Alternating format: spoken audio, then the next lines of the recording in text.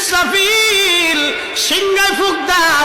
আল্লাহর এই ফেরেশতা সিংহা হাতে নিয়ে মুখের কাছে নিয়ে আল্লাহর আরশে মুআল্লার দিকে তাকায় থাকে। একটা সেকেন্ডের জন্য এদিক আর ওদিক করে না। কখন রব হুকুম দিবে সিংহায় ফুৎকার দেওয়ার জন্য, যখন সিংহায় ফুৎকার দিবে, কুরআন বলতেছে ইদাস সামাউ ফাতারাত, আকাশ ভেঙ্গে ভেঙ্গে ভেঙ্গে ভেঙ্গে পড়তে থাকবে। ওয়া ইদাল কাওয়াকিবু তাসারাত, সমগ্র নক্ষত্রগুলি ভেঙ্গে ভেঙ্গে ভেঙ্গে ভেঙ্গে পড়তে থাকবে। ওয়া ইদাল বিহারু ফুজ্জিরাত, সমুদ্রের তলদেশ উদ্দোলিত হয়ে যাবে। সমগ্র পানিগুলি পৃথিবীর উপরে আছাড় মারবে, আর ধুয়ে পারলে সব পৃথিবীবাসীকে নিয়ে যাওয়া হবে।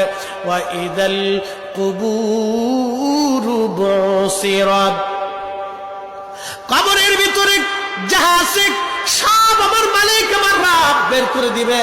কবর থেকে মানুষ বের হইয়া সেই দিন হাসরের ময়দানের দিকে দৌড়াইতে থাকবে, সবাই উলঙ্গ থাকবে।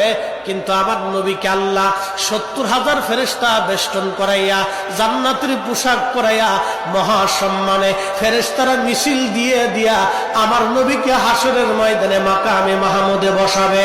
একবার জোরে বলা যাবে কি আল্লাহু আকবার। বাজান মুসলমান, খুব মনোযোগ দেন। হযরত ইউনূস আলাইহিস সালামের কথা বলছিলাম।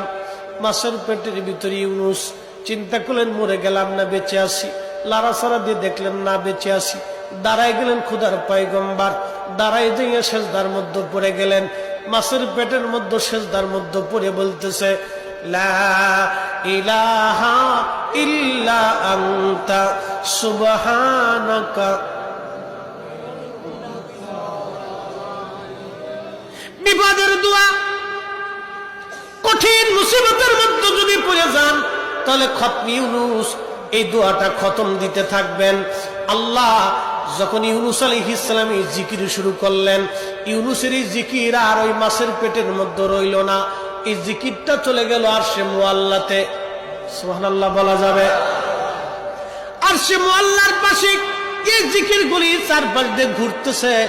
আরশে মুআল্লা ধরে রাখছেন ৪ জন ফেরেশতা কাঁধে করে।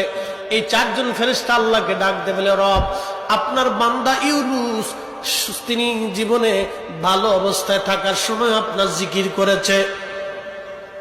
আজকে সে মাছের পেটের ভিতরে পড়ে গভীর সমুদ্রের মধ্যে আপনার জিকির করতেছে। আল্লাহ ইউনূসের জিকিরের আওয়াজ আরশে মুআল্লার চারপাশ দিয়ে ঘুরতেছে। আল্লাহ আপনি আপনার ইউনূসকে মাফ করে দেন।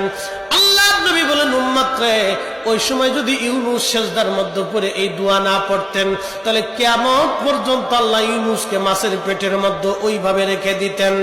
হযরত ইউনূস ওই সময় জিকির করতেছিলেন। এমন সময় ইউনূস আলাইহিস সালাম ডাক দিলেন, হে রব, সমুদ্রের ভিতর থেকে আপনার জিকিরের আওয়াজ আসে। সমুদ্রের ভিতরে আপনার জিকির করে কে? আল্লাহ ডাক দিয়ে বলেন, ইউনূস তুমি সমুদ্রের ভিতরে জিকিরের আওয়াজ শোনো।